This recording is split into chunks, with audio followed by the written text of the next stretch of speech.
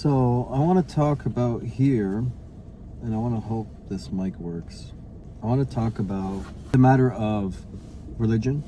I want to talk a little bit about that. Specifically, there's a matter I want to discuss, which is what age should people get married? And I was having a little debate and discussion, and people like to go ahead and say, well, Muhammad married a 9-year-old. And that's one of the couple things that detractors of Islam like to talk about, as if it's a couple football teams at it with each other, a couple football teams going at it against each other. This is the type of thing that people like to attack Islam with. And there's other things that people used to attack Islam with, and a lot of it comes from this historical record of hadiths, all right? This pseudo-history, it's not even really history, it's pseudo-history of hadiths. And they bring that stuff up, and then they say, well, Muhammad married a 6-year-old and consummated it when she was 9, and this is perverted and 1, 2, 3. And they say Islam can't be the right way if Muhammad did this or did that. And what they need to understand is Islam is not, number one, it's not like Christianity in the sense that Islam is not supposed to be about a man of Muhammad. But then the argument would be, well, we want to character assassinate the person that brought the message. And that's why in early Islam, the only thing written down was the Quran. And there was nothing outside the Quran. Hadiths were illegal up until about 101 after Hijrah, which is like, it's probably around 90 so years after the death of the Prophet. And that's when they made it legal to write down hadiths.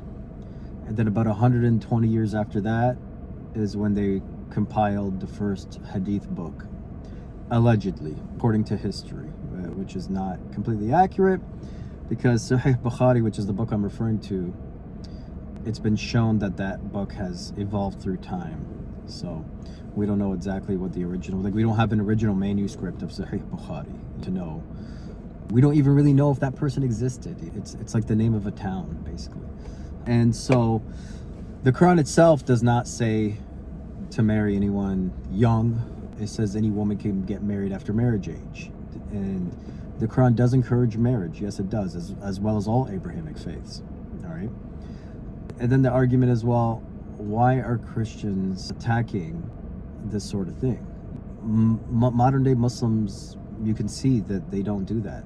You don't have older men marrying 6-year-olds. It just doesn't happen. If even there's a whiff of it happening, it would make the rounds on social media of videos taken out of context showing it happened, but it's not really reliable. And if there was any verified source that something like that happened, it would be printed somewhere in a newspaper, and that would be blasted all over social media, and Muslims everywhere will be attacked for that. So that's just proof it doesn't happen, considering the huge PR campaign against Islam and the fact that you're not finding credible stories of that actually happening. And I don't believe it happened in history. I believe history was much like today. The Quran does say that you, to get married, you have to have some level of income with you to be able to get married. It implies that a man has to provide. It implies that you might not be financially able to get married. And it tells people to help people to financially get married if they can't afford it. And so that all implies that marriage happens as the man gets older, he has some resources, he can then have a dowry that's respectable enough to go ahead and get married, all right? And this is the way things work now. That's the way things worked in history, all right? And so essentially this argument fails on so many regards. Our holy book does not say to go ahead and marry someone that young. It does have a marriage age implied, which you could say is post-puberty, I would assume. Some people might interpret that to mean, no, even older, when she feels comfortable and ready to get married. And we do have in Islam that the woman agrees to the marriage as a contract, which implies that there's a sense of agency there, so which would be hard to do with someone a lot younger. And these guidelines I don't really think exist in the Bible, all right? And I was thinking, there's the argument that, well, Christianity doesn't do that, right? But we don't really know that for sure, what type of things happened in the history of Christianity. If you look at the Christian rules around fornication or premarital sex, the punishment is often death. At the very least, it's excommunication. you're declared to be a disbeliever, a heretic, for having premarital sex. In Islam, the punishment would be 100 lashes. All right. And in the Old Testament, it's actually stoning to death.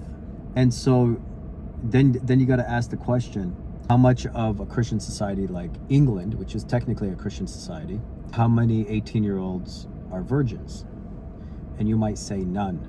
And this kind of goes to the question of, if we're talking about sexual immorality, of course, marriage to someone as young as 6, prepubescent, it wasn't, according to history, which I don't believe, it wasn't, what do they call it? It didn't really happen until she was 9, apparently. In other historical reports, you can calculate that she must have been 16 to 19 years old. But in Christianity, the punishment for immoral sexual acts is often death. And you have a Christian country where no one abides by that, and marriage is seen as evil, and premarital sex is seen as good. So it's really something to think about.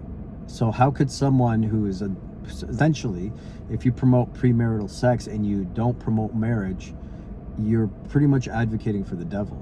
And so you're not really part of the Abrahamic faiths. So really, you don't have any leg to stand on. Even if you said that Muhammad married a 9-year-old, you don't really have any legs to stand on, because you don't believe in anything. You don't have any morals code that you follow. You're actually just advocating for the devil. And I just find that interesting that marriage, which is a sacred institution for people of faith, Abrahamic faiths, is being looked at as an evil thing. It's really something you got to think about. It's really something you got to look at. So you really got to question where these ideas come from. As far as I know, God in the Bible or the Quran did not say there's a minimum age of marriage. It seems like the minimum age would be puberty, and probably when the person feels able to marry, and it's to someone who they want to marry, at least Islamically. And these days, people are not getting married. Is the problem of Western societies, is it a problem that people are not getting married? Or is there a big problem in Western societies about people marrying 9-year-olds? Amongst all faiths, including Islam, people are just delaying marriage and they're just not getting married, which is something that's not really encouraged by any Abrahamic faith. And we're seeing the result. We're seeing just a lot of people not getting married, not dating, not coupling up and having kids. And this is something that not really talked about too much in religious circles. What is the proper age to get married? Is it younger or older? What effect do we look at premarital sex or fornication as a major sin? And how much should that be considered in marriage circles? This is something disfavored by God, punished by God. One of the few things that are punished by God is fornication and adultery. And you have so many people that now look at marriage as almost predatorial, almost like the man is being a predator towards the woman just by marrying her. And somehow, if a woman gets older in age, into her late 20s or 30s, then she's somehow less susceptible to be abused by man, which also is an argument that doesn't really make sense to me. If a man wants to be abusive, he can be abusive to a woman that's 20 or 30. And in fact, a lot of the divorces that are happening is citing things like abuse, all right, from any age. So these are things that people don't really talk about enough. I'm curious to hear people's opinions on this topic. When should people get married? How should premarital sex be looked at by society as a whole, especially a society where there's low birth rates? Premarital sex, I would think, should be frowned upon if you want to encourage people to get married permanently and have children.